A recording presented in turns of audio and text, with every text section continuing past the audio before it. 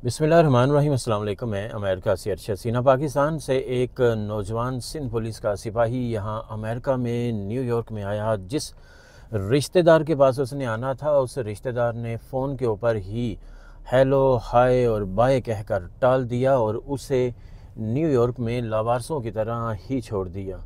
उस बंदे ने सोशल मीडिया के ज़रिए एक बंदे से रब्ता किया। उस बंदे को जब अपना हाल बताया, सुनाया कि उसके साथ क्या हुआ है और अब वो कहाँ जाए, क्या करे क्या ना करे, उसे कोई समझ नहीं आ रही है।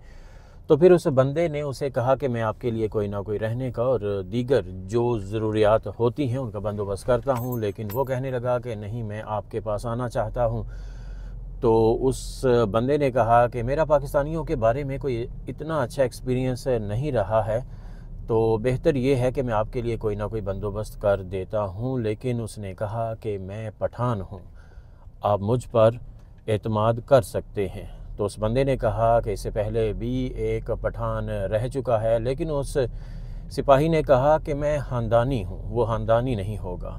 जो भी हुआ मुख्तसर, वो सिपाही, सिंध पुलिस का सिपाही उस बंदे के पास आ गया। उस बंदे ने अपना वक्त, अपना पैसा, सब कुछ उसके लिए ज़ाया किया और जो जो उसे चाहिए था, जिस जिस चीज़ की ज़रूरत थी, वो चीज़ उसको दी। उसकी तमाम तर ज़रूरियात को पूरा किया और उसे जितनी भी सहूलतें यहाँ चाहिए थीं वो सारी की सारी दी। अब सिंध पुलिस का सिपाही ये कहता था कि ऊपर खुदा और नीचे आप हैं, मतलब इतनी ज़्यादा उसकी इज़्ज़त करने लगा। लेकिन साथ साथ अपनी चीज़ों को भी पूरा करने लगा जो जो उसे चाहिए होती हैं या जो जो नए बंदे को चाहिए होती हैं। आखिर में उसे क्या चाहिए था? आखिर में चाहिए था कि उसने असाइलम केस करना था। वो कहने लगा कि कराची में मेरी जान को खतरा है, जो भी है। उसे असाइलम केस करना था, उसके लिए वकील के पास जाना था और ज़ाहिरी सी बात है कि सिंध पुलिस को अब अंग्रेज़ी तो नहीं आती, उसके लिए ट्रांसलेटर तो चाहिए था। तो वो उस बंदे को साथ लेकर गया। उस बंदे ने वकील से बात की और वकील ने जहां $5,000 लेने थे, $4,500 पर बारगेनिंग के बाद उससे बातचीत की और उस सिंध पुलिस सिपाही का केस हो गया। वकील की हद तक उसने उसका केस ले लिया कि मैं असाइलम करती हूँ। अब चूँकि उस सिपाही की जो जो ज़रूरियात थी वो सारी की सारी पूरी हो चुकी थी और लास्ट में यही था कि उसने असाइलम केस करना था, वो भी हो चुका था, सस्ते में भी हो चुका था, सब कुछ हो चुका था। उसके बाद वो सिपाही वहाँ से भाग गया। लेकिन यहाँ तक तो सब ठीक था। आप एक बंदे के पास रहते हैं, वहाँ से चले जाते हैं, ये कोई बुरी बात नहीं है, अच्छी बात है। लेकिन होना क्या चाहिए कि बंदे को बता कर जाना चाहिए। और यहीं पाकिस्तानी और इंडियन रूममेट में फ़र्क है। इंडियन जब यहाँ से जाते हैं तो हफ़्ता, डेढ़ हफ़्ता, 2 हफ़्ते पहले बता देते हैं कि हम जा रहे हैं। लेकिन पाकिस्तानी जब जाता है तो अपना काम पूरा होने के बाद आपको भूल ही जाता है कि आप हैं कौन। लेकिन बात यहाँ ख़त्म नहीं हुई।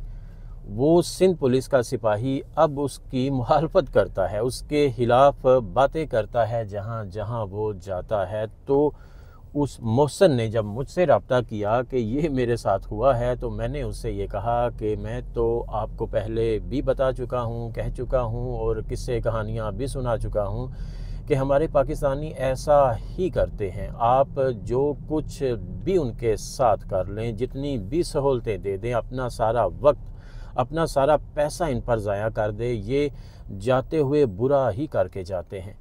तो आप पाकिस्तानियों से गुजारिश है कि खुदा के लिए जो पीछे हो गया सो हो गया। अब जो भी अमेरिका में या किसी भी दूसरे मुल्क में जाए तो वो कम अज़ कम जो बंदा उसका मोहसन होता है, जो बंदा उसकी हेल्प करता है, उसके साथ अच्छे तरीके से रहे और जब जाए तो अच्छे तरीके से वहाँ से जाए, बुरा करके ना जाए। इस तरह फिर वक्त के साथ साथ आहिस्ता आहिस्ता इत्मीनान बहाल होता रहेगा और पाकिस्तानियों का वक़ार बुलंद होगा।